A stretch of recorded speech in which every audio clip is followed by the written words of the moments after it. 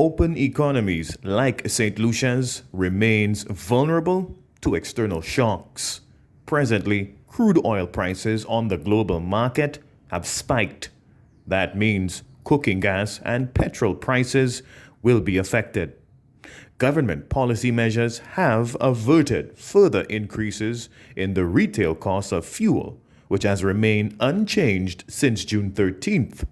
However, for the first time in 3 weeks, the retail prices of cooking gas have moved upwards. As explained by Director of Research and Policy in the Department of Finance, Gemma Laffey, the cooking gas price change has been subdued by a $1 million subsidy paid out every month to fuel importers. For this new budget year, implicit in the government's approved budget estimates was a projection from excise tax revenue on all the fuel products of about $65 million for the entire year.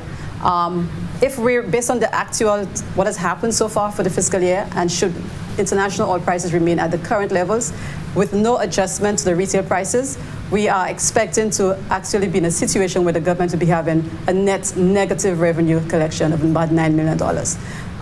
But to get back to your question, Mondi, the government has so far from April to present subsidized cooking gas quite significantly to a tune of about close to $5 million. On average, about $1.1 million every 3-week period for the subsidy. And there's been a very negligible collection on the tax revenue on gas and diesel, which has been close to zero for the most part for the fiscal year so far. When the COVID-19 pandemic affected St. Lucia in 2020, the economy tanked, dropping to its lowest levels in recent history. The economic recovery since then has been affected by other external factors, including the ongoing conflict in Ukraine, supply chain issues, and more recently, record high inflation rates.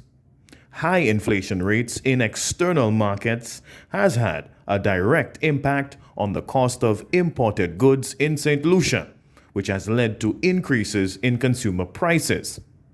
Prime Minister and Minister of Finance, Honorable Philip J. Pierre, has initiated a targeted policy measure to prevent increases in the cost of price-controlled goods. Government has these goods, most of them are under price control, in that the price, the wholesale and retail price, is monitored by the government. Included in that price was a 6% service charge on these goods. What the government has done is the government is losing further revenue by removing that 6% on these goods. So what that would mean is that the new imports would be 6% more if the government had not removed this service charge. So even if the price goes up, because as Ms. Laffey spoke, because the price of the import went up, because the government has removed the 6%, anything you pay for it, it would have been 6% more if the government had not intervened.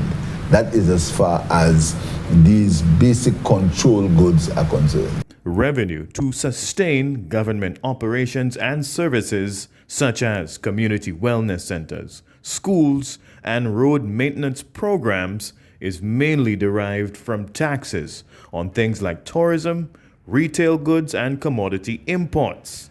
Value-added tax and other taxes, including income and corporate tax, also contributes to government's revenue collection each year. From the Office of the Prime Minister, Rihani Isidore.